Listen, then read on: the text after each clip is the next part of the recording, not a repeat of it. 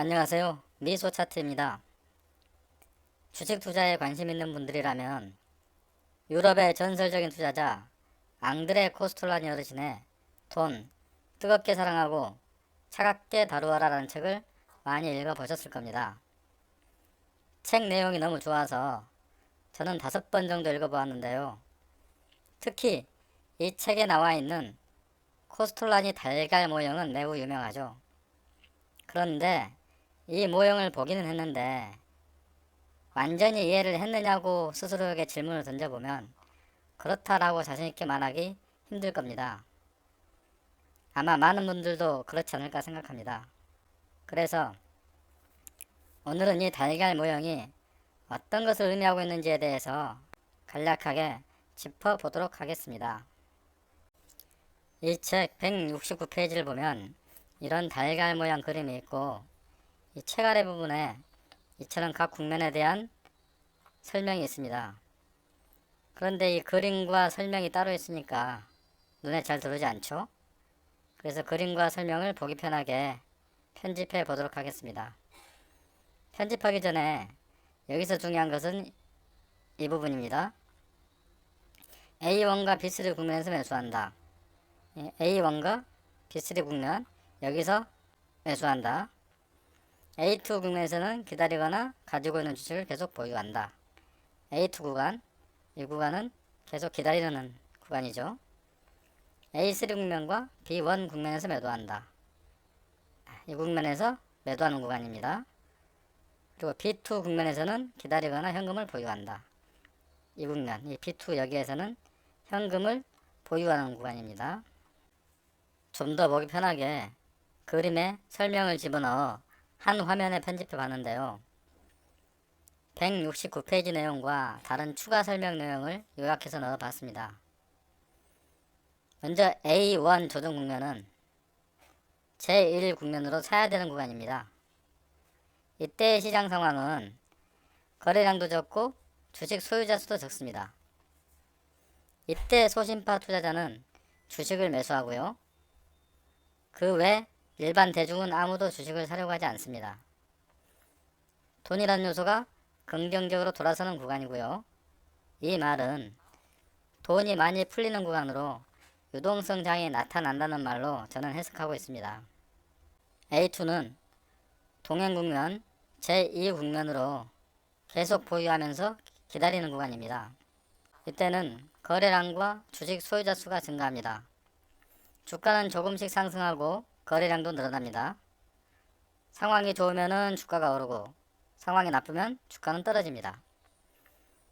전통적으로 투자에 관심 있는 층이 매수를 하므로 이 매수로 인해 시세는 상승하게 됩니다.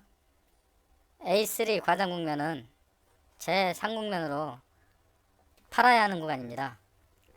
이때는 거래량은 폭증하고 주식 소유자 수도 많아져서 이 X에서 최대점을 이룹니다. 이때 부와 내동파가 매수에 참여합니다. 거래량은 늘고 시세는 상승하면서 대중이 흥분하기 시작합니다.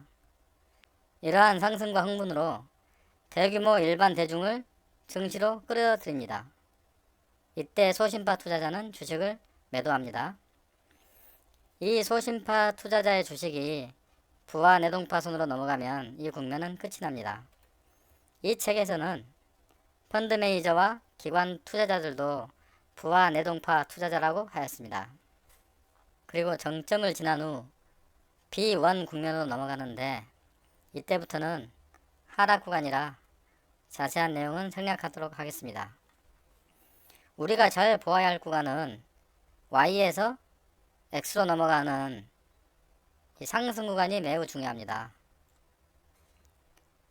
A1 조정 국면에 사서 A2 동행 국면에 계속 보유하면서 기다리고 A3 과장 국면에서 남들이 모두 흥분하여 살 때 반대로 팔아야 합니다. 즉 소심파 투자자가 되어야 하는 거죠. 그럼 언제가 조정 국면인지 동행 국면인지 과장 국면인지를 알아야 되겠죠. 이 책에서는 달걀 모형이 1982년부터 1987년 8월까지의 미국 주식 강세장과 그해 8월부터 10월까지의 약세장을 하나의 증권 사이클로 그린 그림이라고 나옵니다. 이 그림은 이 기간의 미국 다우존스 산업지수 차트인데요. 이 차트에 설명한 달걀 모양의 국면을 넣어보면 이런 모습이지 않을까 생각해 봅니다. 여기가 A1 조정 국면, 여기가 A2 동행 국면, 여기가 A3 과장 국면. A1 구간에 사서 A2 구간에 보유하면서 기다리고 A3 구간에서 팔아야 되는 거죠. 그럼 이 구간만 해도 사서 보유하고 파는 기간이 대략 7, 8년 되는 것이니까 코스톨라니 어르신의 장기 투자를 해야 한다는 것과 좋은 주식을 사서 수면제를 먹고 몇 년 푹 잠을 자라는 말과 비슷한 결과를 얻게 되는 것이라고 생각합니다. 그런데 저는 여기에서 제 생각을 더 입혀보고 싶습니다. 여기에서 중요한 것은 달걀 모양은 반복을 한다는 것이고 이처럼 상승과 하락을 반복을 한다는 것이고 상승 국면과 하락 국면이 있다는 겁니다. 우리가 학창시절에 배운 경기 사이클과 매우 비슷하다는 것이죠. 경기 사이클을 그려보면 이런 모습이죠. 불황기에서 회복기를 거쳐 호황기가 나오고 이후 침체기를 거쳐 다시 불황기로 가는 경기 사이클입니다.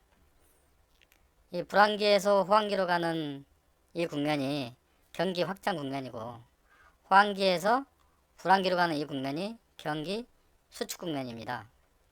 이 경기 사이클에 달걀 모형을 대입해 보겠습니다.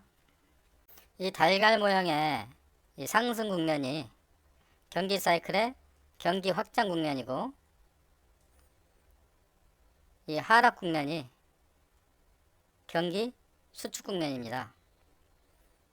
경기 사이클 불황기 구간이 A1 조정 국면이고 회복 구간이 A2 동행 국면, 호황기 구간이 A3 과장 국면이죠.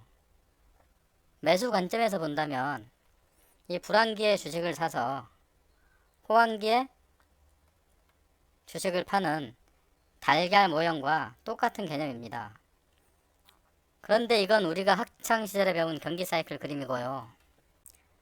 제가 생각하는 경기 사이클 그림은 이런 모습입니다.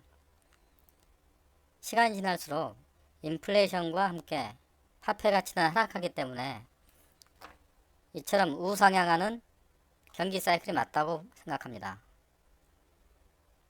이 모습의 특징은 시간이 흐를수록 불황기의 접전도 높아지고 호황기의 고점도 높아진다는 것이죠.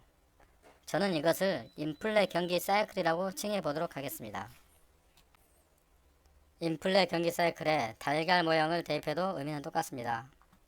이 Y에서 X로 가는 구간이 상승 국면이고 경기 사이클에 불황기에서 호황기로 가는 구간이 상승 국면이죠. 불황기 정점인 이 구간이 A1 조정 국면이고 회복기 구간 이 구간이 A2 동행 국면, 호황기 정점 구간이 A3 과장 국면으로 본다면 달걀 모양의 상승 국면인 A1 조정 국면에 사서 A3 과장 국면에서 판다는 것처럼 이 불황기 정점의 주식을 사서 회복기 지나서 호황기 부근에서 주식을 파는 것이죠. 경기 사이클에 다시 한번 내용을 정리해보면 이렇습니다. 이 불황기 정점에서 주식을 매수하는 소심파 투자자가 되어야 하고요. 회복기에는 주식을 팔지 않고 기다려야 합니다. 그리고 호황기 정점에서는 소심파 투자자가 되어서 주식을 팔아야 합니다. 이때의 언론의 특징은 대규모 주식 매입을 보도하고 현재 유행하는 주식만 사는 경향이 있습니다. 작년 말 스와개미라고 하면서 인기 있는 미국 주식을 대규모로 매수하던 개미들의 모습이 생각나지 않으시나요? 아이작 뉴턴은 이러한 현상을 보고 전체 운동은 센티미터와 초 단위로 측정할 수 있으나 정신나간 군중이 주식 시세를 어떻게 끌고 가는지는 정말 알 수 없다라고 했습니다. 다시 한번 말하지만 우리는 소심파 투자자가 되어야 합니다. 그럼 이제 달걀 모형과 인플레 경기 사이클을 알았으니 이 사이클을 미국 주식이 아닌 우리나라 주식과 비교해 보겠습니다.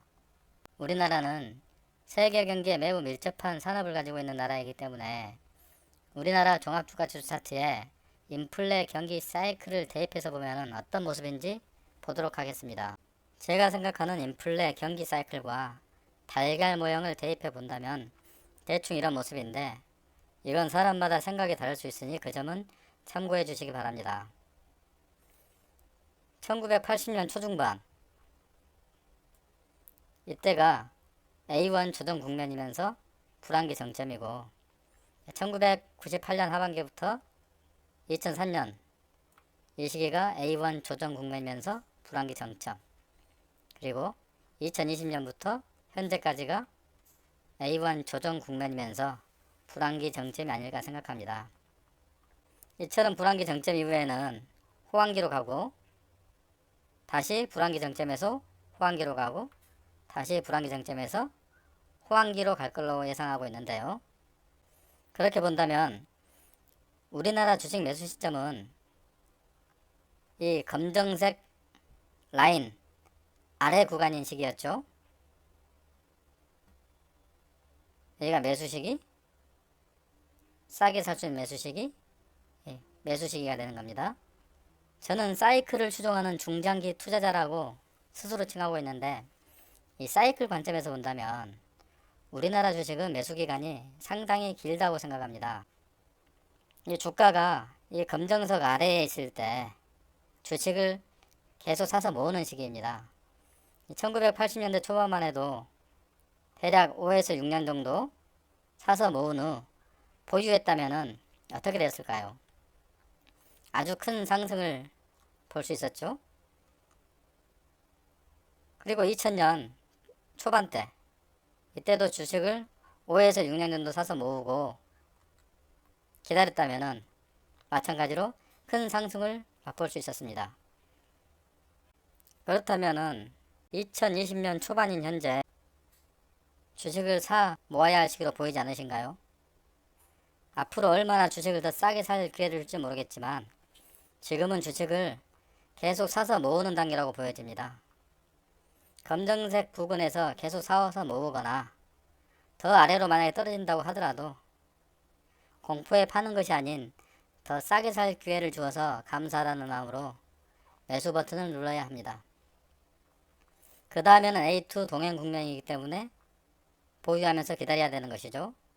그리고 나중에 금리가 정점일 때, 즉 호황기가 정점일 때 A3 과장 국면에서 주식을 쳐다보지도 않던 사람들이 주식을 사서 돈 벌었다는 소리가 들려올 때 수많은 대중이 주식 매수에 막 뛰어들고 언론에서 주식을 사야 된다고 소리를 지를 때 그때는 소심파 투자자가 되어서 주식을 팔고 나가야 합니다. 제 생각에는 지금은 A1 조정 국면에서 A2 동행 국면으로 갈까 말까 하는 국면이지 않을까 하는 생각이 들고 저는 이 전략에 맞게 투자에 임하고 있습니다. 그리고 이 어려운 시기에 운 좋게도 수익을 보고 있는 중이네요. 하지만 수익을 보았다고 해서 절대 팔지 않습니다. 아직 A2 동행 국면과 A3 과장 국면이 나오지 않았으니까요.